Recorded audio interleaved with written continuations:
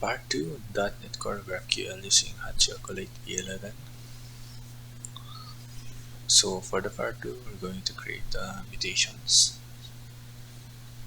In the previous part 1, we have done the query and set up the GraphQL. So let's create our first mutation.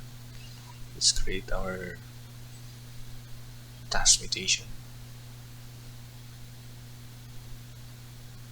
And then let's create our first method for the task mutation.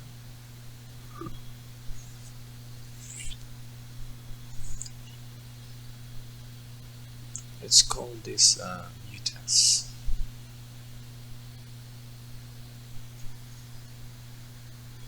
Then same with the query, we're going to use the scope service of the Hotchocolate as well. So FTP. Then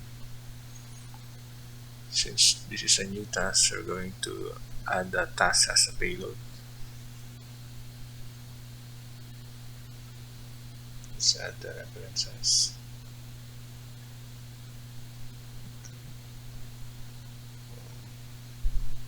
Need to add the attribute as well, the use DB context.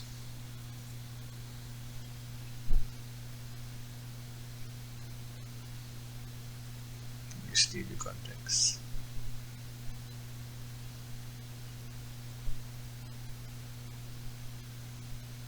Okay. Then let's add the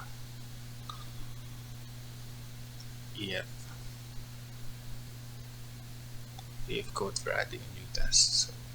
So since this is an async, we're going to use the add async.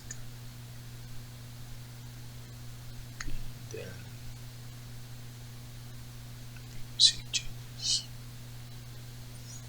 Then we're going to return the payload. Okay, so that is our first mutation. Now we're going to register the mutation to our GraphQL server. So back to the startup.cs. Okay, now we need to test our GraphQL, so we need to run now our application. So in query, we're going to use the localhost 5000.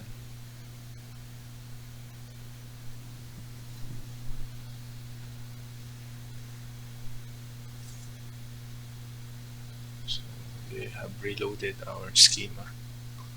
Now we have the new task with the payloads task. Let's create our mutation. New task.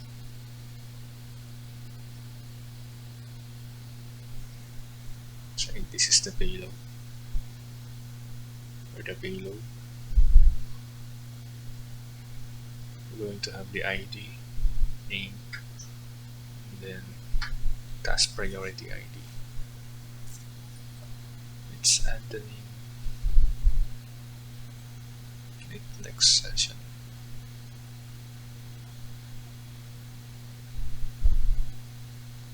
And then task priority ID of 1 for the low prio.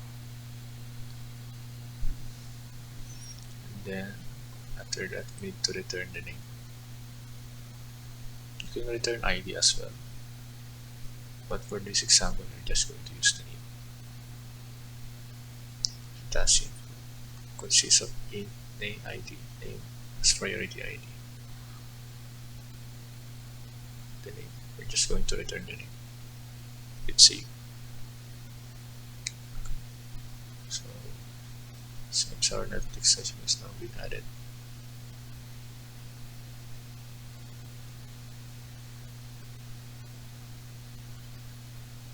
we can return the task priority ID as well. Kindly stay tuned for our part 3. We're going to set up the authorization and authentication of our GraphQL server.